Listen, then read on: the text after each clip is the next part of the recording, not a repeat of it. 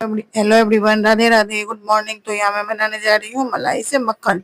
तो ये देखिए मेरी इतनी सारी मलाई इकट्ठी हो चुकी है और तो मैं इसको जार में ले ली हूँ। थोड़ा थोड़ा करके जार में लेना है और इसमें पानी डालकर एक दो बार ग्राइंड करने से ही मक्खन और छाछ अलग हो जाता है। तो ये देखिए, अगर आपकी मलाई रूम टेम्परेचर पे हो तो आप ठंडी पानी लें, अगर मलाई ठंडी हो आपकी तो आप नॉर्मल पानी भी ले सकते हैं। तो ये देखिए मैं ग्राइंडर चला ली थी तो मलाई मक्खन अलग हो गया छाछ से। इसी प्रोसेस से सारा मलाई से मक्खन निकाल लेती हूँ। तो ये देखिए मैं एक ली हूँ बड़ा पतीला, अब मैं उसमें सबको डालती चली जाऊंगी। तो ये देखिए मैं डाल दी। अब मैं उसी प्रोसेस को दोहराऊंगी सारी मलाई से मक्खन निकालने के लिए। बहुत ही आसान तरीका है, अगर आप लोग ट्राई करें तो बहुत जल्द आपका मलाई से मक्खन निकल जाएगा और ज़्यादा गंदगी भी नहीं फैलेगी। मात्र 10 मिनट में मैं सारी मलाई से मक्खन निकाल ली हूँ। तो मैं आपको दिखाती हूँ आगे का प्रोसेस। ये देखिए सारी मक्खन मैं इसमें डाल दी हूँ। अब मैं इसको निकाल कर दूसरे बर्तन में रख लेती हूँ मक्खन को और छाछ को अलग कर देती हूँ। हाँ, तो मैं सारा मक्खन को निकाल के अलग कर ली हूँ। ये देखिए सिर्फ छाछ बचा है तो मैं इसको फेंक देती हूँ अब मैं 1 से 2 बार अच्छी तरह से पानी से इस मक्खन को धो लेती हूँ। तो अब मैं इसमें डाल दी हूँ पानी। देखिए मक्खन इकट्ठा हो चुका है, छाछ अलग हो चुका है। तो मैं छाछ से मक्खन को निकाल लेती हूँ। अब मैं आपको दिखाऊंगी घी बनाने का प्रोसेस। हाँ, तो देखिए इतना सारा मक्खन मेरा इकट्ठा हो चुका है। अब मैं घी बनाने का प्रोसेस आपको दिखाती हूँ। तो उसके लिए मैं एक और पतीला ली हूँ। अब दोनों पतीले में मैं आधा आधा मक्खन कर लेती हूँ, क्योंकि एक साथ घी बनाना आसान नहीं है।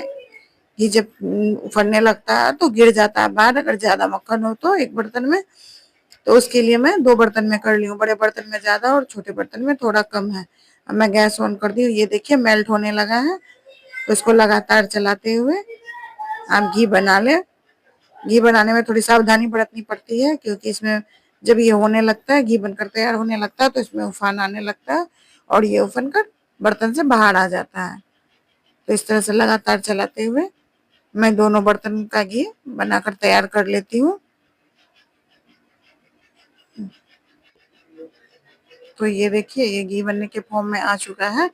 तो इसी तरह आपको लगातार चलाते हुए इसमें से घी ये देखिए दूसरा मेरा चढ़ा हुआ है, उसको मैं कम करके रखी हुई हूँ, क्योंकि एक साथ दोनों को संभालना मुश्किल है। जब तक मेरा एक घी बन चुका है, अब इसी प्रोसेस से मैं दूसरा वाला टोपिया का भी घी बना लेती हूँ। फिर अब मैं आपको दिखाती हूँ कि कितनी सारी घी निकली है हमारी। यहाँ पर मैं एक बात बोलना चाहूंगी, अगर आप घी बना रहे हो तो इसको कच्चा ना निकालें। ये अच्छी तरह से लाल हो जाए तो ही आप इसको गैस को ऑफ करें।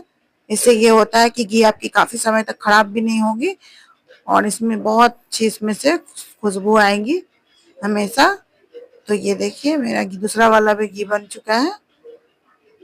ये देखिए कितना सारा इसमें उफान आ रहा है। अगर मैं इसे 2 मिनट के लिए अगर छोड़ देती हूँ तो ये उफन कर बाहर गिर जाएगा। तो इसी तरह आप भी बनाएं।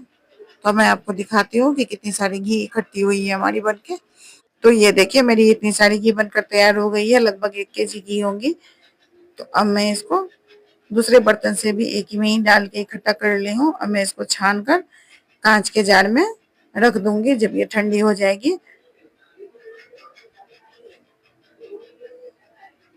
ये देखिए मैं इसको कांच के जार में डाल दी हूँ। मेरी 1.5 जार घी निकली है। एक जार पूरा फुल है और दूसरे में आधा आधा पहले से था, और जो वेस्टेज बचा हुआ था उसमें आप पानी डाल के गर्म कर दें। तो इससे ये होगा कि जो भी इसमें एक्स्ट्रा घी बचा हुआ होगा तो वो सारे ऊपर तैरने लग जाएंगे, और जब ये ठंडी हो जाए तो इसको आप फ्रिज में रख दें। तो इससे एक मोटी लेयर घी की निकल निकल जाएगी। तो इसी तरह आप भी घी बनाएं। Thank you everyone.